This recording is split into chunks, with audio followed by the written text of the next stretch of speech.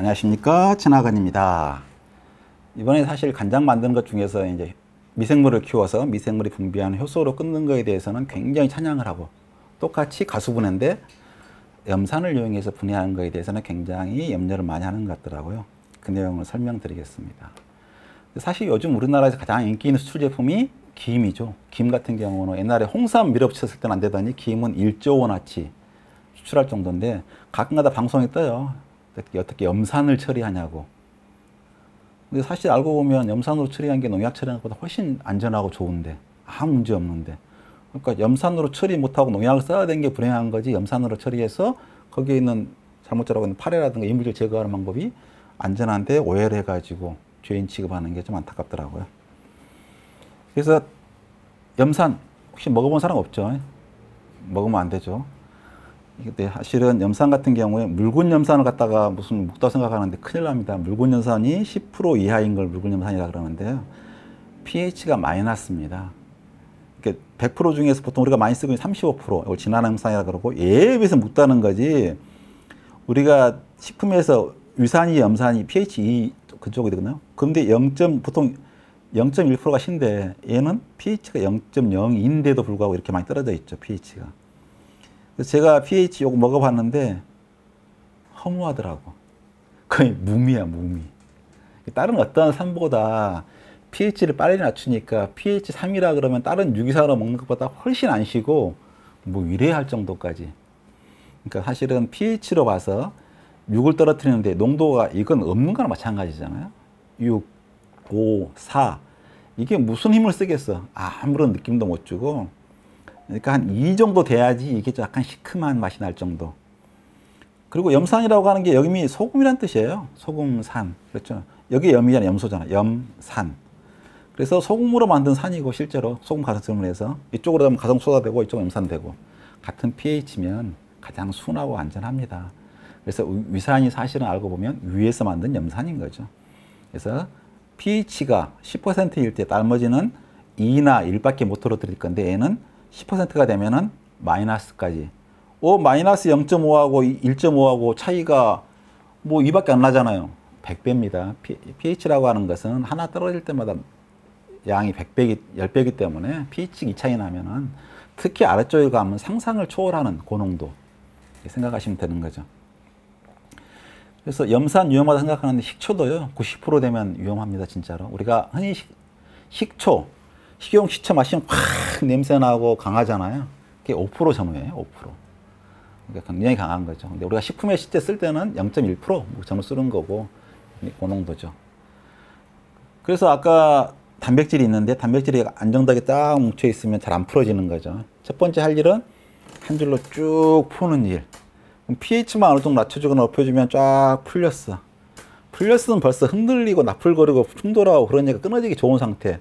근데 우리가 원하는 것은 중간에 하나 뚝 끊어진 게 아니라 끊어질수록 끊기가 힘들어지잖아요. 더 이걸 끊고 싶은데, 그럼 pH가 낮을수록, 염산의 농도가 높을수록 잘 끊어지고 온도가 높을수록 잘 끊어지는데, 염산 농도가 높아지면 온도를 높일 수가 없어요. 얘가 100도가 이상 되면 워낙 가볍잖아요. 자꾸 가볍잖아요. 특별한 조치로 다른 조치를 해주지 않으면 순수하게 식품에 다른 걸 넣을 수도 없어요. 그러니까 이게 물하고 염산인 콩인데 다른 걸 못 넣으니까 100도 정도, 저농도일 때는 100도 정도에서 끓는데 농도가 높아지면 걔가 끓어버려, 넘어가 버리는 거지. 그럼 온도를 높일 수가 없네?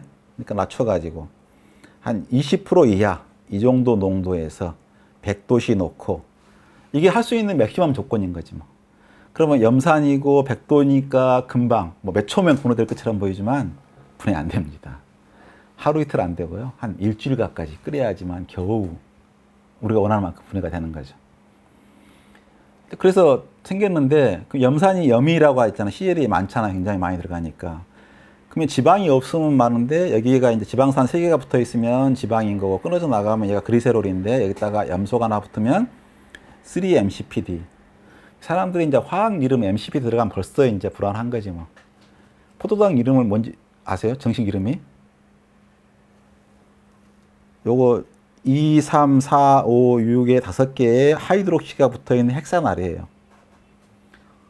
임 대표 헥사날 좋아하잖아. 헥사날 냄새, 풀 냄새, 이야, 다 알데하이드, 우와.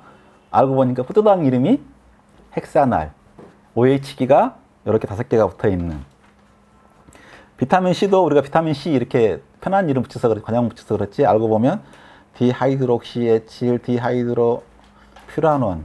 퓨라논 하면 또 MDF 좋아하는데, 냄새, 퓨란 냄새 그러면서. 요것은 여기에 프로판이죠. 이렇게 프로판에다가 세 번째 위치에 염소가 붙어 있고 1하고 2번째 2개가 올, 하이드록시가 붙어 있는, 요게 그래서 이름 붙은 거죠. 그러니까 옛날에, 아주 옛날에 발견된 물질들은 이름이 그냥 편하게 붙일 수 있는 관형명이 붙어 있는 거고, 최근에 붙어 있는 화학물질 발견된 것들은 전부 다 이렇게 화학명을, 정식명을 붙이니까 난해해 보여서 그렇지 자체가 그건 아니죠. 근데 저는 처음에 얘기해 봤을 때, 야, 이게 독성이 있다 그래서 저는, 야, 소금의 염소하고, 우리 와인 마시잖아요. 와인의 1%가 그리세롤이에요. 그 그리세롤하고 만났는데 그게 뭔 독성이 있단 말인가. 그것도 있으면 있다고 생각하지 뭐. 독성을 확인해 보니까 독성이 우리 캡사이신보다는 약하고 카페인보다는 조금 높은 정도더라고요. 그러면 우리 카페인 하루에 몇 잔을 먹는데, 캡사이신 얼마나 먹는데 비교가 안 되지 뭐. 우리가 흔히 MSG 위험하다고 보잖아요. MSG는 굉장히 안전한 레벨에 들어가죠. 근데 양이 이건 2g이야. 근데 이건 ppm으로, 미리그램이 아니라, 마이크로도 아니라 ppm, 100만 분의 1 들어가죠. 계산해 보니까 MSG보다 36만 배 안전하게 먹고 있더라고요. 그러니까 독성 문제는 아니죠. 그래서 우리가 하루에 먹어야 될 허용치를 기준하는데, 사람들 생각했을 때는, 야, 독이 돼. 희석을 해. 희석을 해도, 아무리 희석을 해도 독이 있을 거야. 이거 말도 안 되는 생각이고요. 희석을 하면 어느 순간 되면 독이 없어지는 양이 되고요. 그걸 동물 실험했을 때 이걸 무작용량, 독성을 발휘 안 되는, 이거 이상이 발생하더라. 그럼 이걸 계산을 하면은 이 양에서 10분의 1을 해요. 왜냐하면 동물 실험이니까. 그러면 동물 실험하고 인간 실험 레벨이 같을 수도 있고, 오히려 인간이 세가지고, 야, 그것보다 10배를 더 먹어도 되는데, 우리는 무조건 보수적으로 10배 낮춰가지고 10배. 야, 근데 사람도 다 개성이 다르잖아요. 사람보다 센 사람 있을 거야, 낮은 사람 있을 거야? 아이씨, 모르겠다, 10배. 그래서 보통 100분의 1로 허용량을 기준해 주죠. 근데 보통 독을 발휘하려면 보통 100배 정도는 돼야 된다. 근데 내가 말한 3-MCPD는 거꾸로 인간이 쥐보다 훨씬 강해요. 독성이 쥐에서 독성이 발생하는 것보다 훨씬 많은 양을 먹어도 되는데, 우리 모든 걸 그런 식으로 관리하니까 100분의 1로 기준이 되어 있습니다. 그래서 우리가 뭐 이번에 3-MCPD가 유럽은 0.02 ppm인데 우리나라는 0.1이냐 낮춰라 난리를 쳐가지고 낮췄다 그러더라고요. 낮춰진다 그러더라고요. 근데 여기 유럽이에요. 유럽 데이터. 우리보다 5배에서 3배, 5배를 많이 먹더라고요. 간장은 이렇게 관리하면 뭐 하겠어요. 이게 간장에만 있는 게 아니에요. 온갖 식품에 있는 거라서 다른 관리 안 되니까 이게 훨씬 더 많이 먹는 거죠. 근데 요 말은 하지 않고 유럽을 따라야 한다. 그리고 지금 안전 기준이 매일같이 평생을 먹어도 된다고 하는 양에, 그것도 100배를 안전한 기준을 놓은 거잖아요. 그것에 2%가 안 되는데, 이 양을 채우려면, 간장으로 채우려면 800리터를 매일같이 마셔야 되는데, 그걸 놓고 위험하니 난리를 치더라고요. 그래서 그러면 간장만 위험하면 모르겠는데, 식품을 보니까 간장이 차지하고 있는 것은 2.6%고 현재, 이건 또 기준으로 5배 했으니까 앞으로 줄어들겠죠, 더. 근데 갑자기 모든 게 이것이 많이 문제인 양, 간장하면 오로지 이만만 해. 3-MCPD. 참 대단하죠. 그렇고, 야, 그럼 안전할지 모르니까, 지금 안전할지 축적이 될 거 아니야. 내가 제일 싫어하는 말이 축적성. 세상에 뭐가 축적이 된다고. 만물은 다 사라지고 없어지는 거지. 근데 이 사람이 실험을 했더라고요, 또. 옛날 사람들. 대단해. 아까 그 분자 있잖아요. 분자에 탄소를 갖다가 탄소 14번으로 치환을 한 거야. 그러니까 탄소 14되니까 얘가 방사선을 띄어요. 방사선은 정말 작은 양으로 관측 가능하잖아요. 그래서 얘가 어떻게 흡수되고 어떻게 분출되는지 다 해본 거야. 남아있지 않더라. 그러니까 분자가 작으니까 지용성이고 물에 잘 녹고 그러니까 순식간에 들어가가지고 싹 퍼져. 싹 사라져. 빨리 들어간 만큼 빨리 사라지더라. 어떠한 조직에도 남아있지 않더라. 이게 벌써 40년에 나왔는데 지금 들어와 뜬금없이 죽적이 될지 모른다. 그럼 그 말을 믿어. 그 다음에 암이 걸릴지 모른다. 내가 이걸 실험 보고 나서 가장 깜짝 놀란 게 이거였어요. 딱 식약처의 보고서에 나와 있는데 한 줄의 문장을 보니까 뭐야 이거. 전혀 문제가 없는 물질인데 이거 이랬을지 모르겠는 느낌이 딱 들더라고. 근데 어떻게 그걸 놓고 더 강화를 시켜야 된다, 뭐 줄여야 된다, 발암물질도 할 수 있는지. 처음에 의심했던 거냐, 그리세롤과 염소가 붙은 데 그렇게 독하다고? 야, 수크랄로스라고 첨가물인데 이건 같은 구조가, 이거 똑같은 구조가 3개나 들어있는데도 안전? 첨가물 허용이 돼 있는데 이걸 갖다 놓고 좋다 이거지.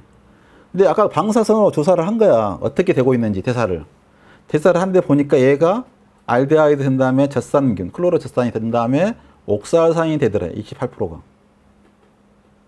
옥살산 한 수가 내가 이제 물성의 기술을 써놨잖아요. 결정화된 현상이 그렇게 중요하고 그렇다고.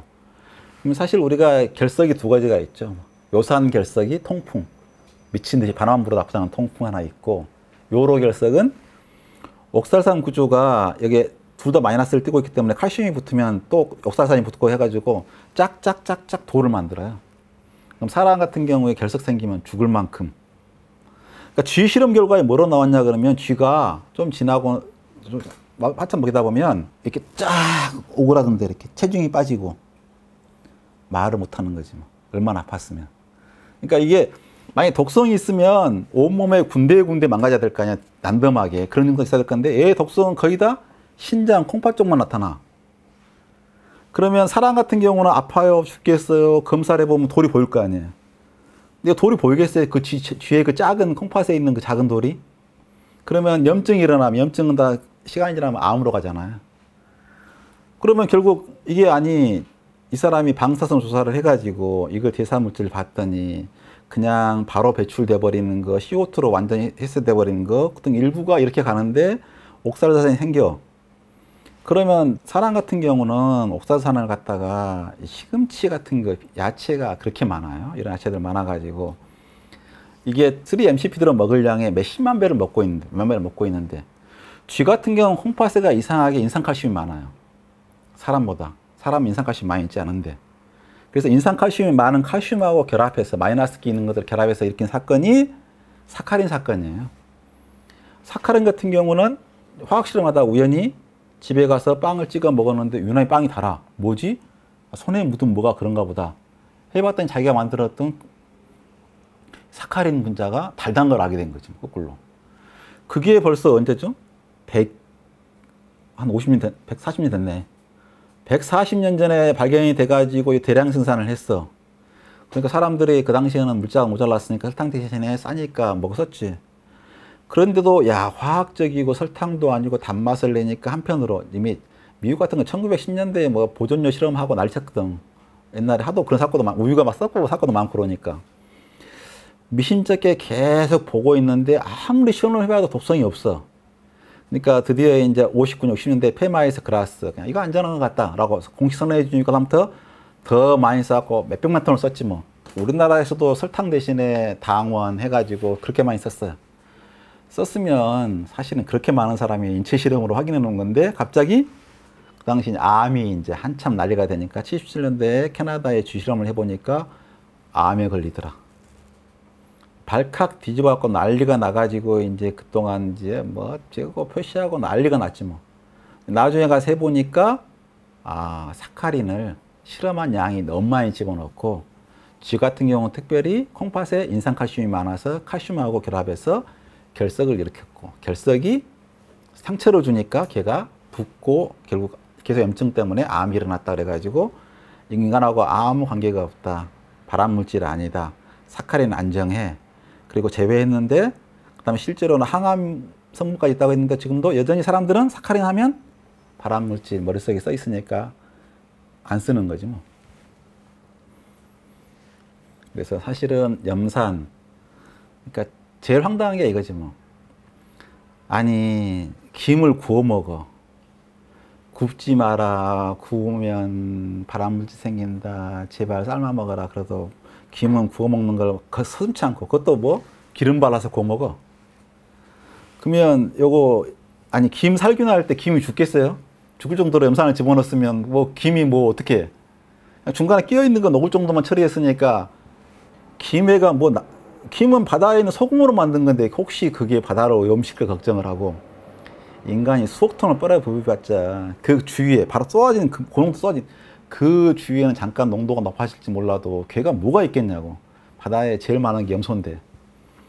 근데 이거 김은 거침없이 구워 먹으면서 여기에 살짝 담가서 여기 씻어내는, 그걸 걱정해가지고 먹어도 되느니 어쩌느니 그런 자기 몸에 있는 위 염산은, 그러니까 사실은 위 염산이 정상적으로 안 나오면 미생물 살균이 안 되고 단백질 합성 요소가 활성화가 안 돼요. 구조가 단백질이 풀어지지도 않고, 그러니까 단백질 소합소가 안 되는 거지 뭐. 그 시작인데, 그럼 위산이 염산이고 염산이 pH 2 이하로 맞추면서 건강의 파수꾼이고, 살균할 땐 이번에 맞춰가지고 1 이하로 낮추겠지만 순간적으로, 그러니까 사실은 이게 바로 떨어진 그 주위 작업자는 위험할 수가 있지.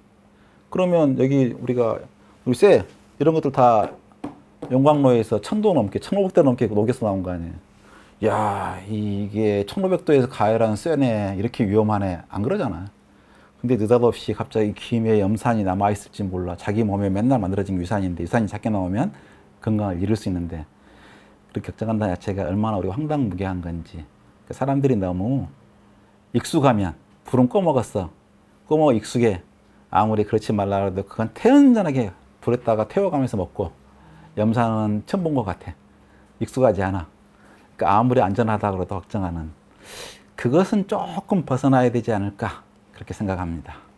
수고하셨습니다.